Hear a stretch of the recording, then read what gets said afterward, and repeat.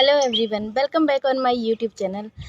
मुझे काफ़ी लोग ये कह रहे हैं कि आजकल आप सीमा हैदर पे बहुत ज़्यादा वीडियोस बना रहे हैं। मैं बनाऊंगी क्योंकि मैं हिंदुस्तानी हूँ और मैं अपने हिंदुस्तान को सपोर्ट करती हूँ और मैं हिंदू हूँ, अपने हिंदुत्व को सपोर्ट करती हूँ। एक पाकिस्तानी को हम अपने देश में जगह नहीं दे सकते, ये भी मैं बहुत अच्छे से जानती हूँ। अब कुछ लोग कह रहे हैं कि वो दुखियारी है, उसके पति ने उसे बहुत परेशान किया हुआ था, वो उसे मारता पीटता था। अरे भाई, कहाँ से मार पीट दिया? जब 3 साढ़े 3 साल से वो आया ही नहीं है, उससे मिला ही नहीं है, तो कहाँ से मार पीट दिया? वहाँ के लोग भी कह रहे हैं कि यहाँ रहती थी, बड़े आराम से रहती थी। और कहने की बात यह है कि वो कहती है मेरे पे बहुत जुल्म हुए हैं। और सुनने में ये आया है कि उनका जो हस्बैंड हैदर है वही उसे पैसे भेजता था खर्चे के लिए। इसका मतलब तो पाकिस्तान से दुबई, दुबई से नेपाल, नेपाल से हिंदुस्तान आने का खर्चा भी पति नहीं दिया होगा। और फिर कहती है कि वो पति जो है वो उसे परेशान करता था।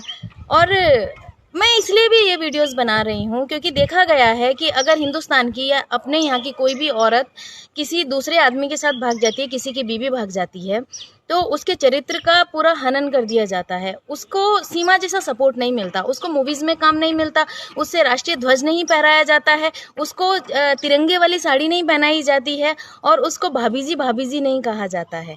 तो ये जो भेदभाव है, इस भेदभाव को लेकर के मैं ये वीडियोस बना रही हूँ। हाँ, वो उसमें ये था कि किसी ने मुझे ये कहा था कि आप सीमा हैदर से जलते हो, तो मैंने कहा था कि सीमा हैदर तो मेरे पैरों पे भी नहीं मिलती है, और खूबसूरती देखनी है तो हमारे पहाड़ में आइए, पता लग जाएगा लड़कियाँ कितनी खूबसूरत होती हैं।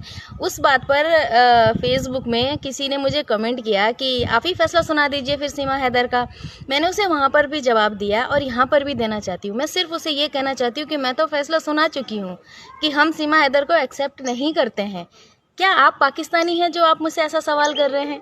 मैंने उनसे वहाँ पर भी यही कहा। थोड़ी देर बाद उनके कमेंट मुझे दिखने बंद हो गए, शायद डिलीट कर दिए हैं। ऐसे लोग हैं हमारे हिंदुस्तान में, इस टाइप की सोच वाले लोग हैं हमारे हिंदुस्तान में, जो अपने यहाँ की औरतों को, अपने यहाँ की लड़कियों को सपोर्ट नहीं करते हैं। सीमा हैदर के पति के लिए जरा सा एक औरत ने क्या कह दिया तो लोग जो हैं उस पर मानहानि का केस कर रहे हैं। कह रहे हैं कि मिथिलेश भाटी को या उनकी जो सिस्टर है गीता भाटी को, उनको जेल में डालो। डलवा के दिखाओ भाई, हम भी देखते हैं तुम कैसे जेल में डलवाते हो एक पाकिस्तानी के लिए हिंदुस्तानी औरतों को। जब तुम्हारी खुद की बीवियां उनके बॉयफ्रेंड्स के साथ तुम्हारे बच्चों को लेकर के भागेंगी ना, तो तुम खुद ही पुलिस स्टेशन के चक्कर काटते रहोगे, खुद ही मीडिया में रोते हुए आओगे, मैंने तो उसे एसडीएम बनाया था, मैंने तो उसे टीचर बनाया था, वो मुझे धोखा दे करके भाग गई। ये रोना तुम ही रोओगे। तब कहना सीमा हैदर जिंदाबाद, पाकिस्तानी भाभी जिंदाबाद। तब चलिए अब बात करते हैं नागरिकता की। कैसे मिल जाएगी नागरिकता? आप तो जोर दे रहे हैं कि सीमा हैदर को यहाँ नागरिकता मिले, और इनके वकील साहब भी कह रहे हैं कि सीमा हैदर को नागरिकता मिले। अब वो मानहानि के केस पे उलझ गए हैं। अरे नागरिकता दिलाओगे या मानहानि का केस करोगे? यहाँ जो है ना, बारिश हो गई है और मैं छत पे हूँ, तो मुझे लगता है कि मुझे जल्दी जल्दी अपनी बातें बोलनी होंगी। अब मेरे हिसाब से जिस तरीके से सीमा आई है, इस तरीके से ना जाने कितने लोग यहाँ आए होंगे। वो 4 बच्चों को लेकर के आई है, यानी कि 5 पाकिस्तानी हमारे देश में आए हैं।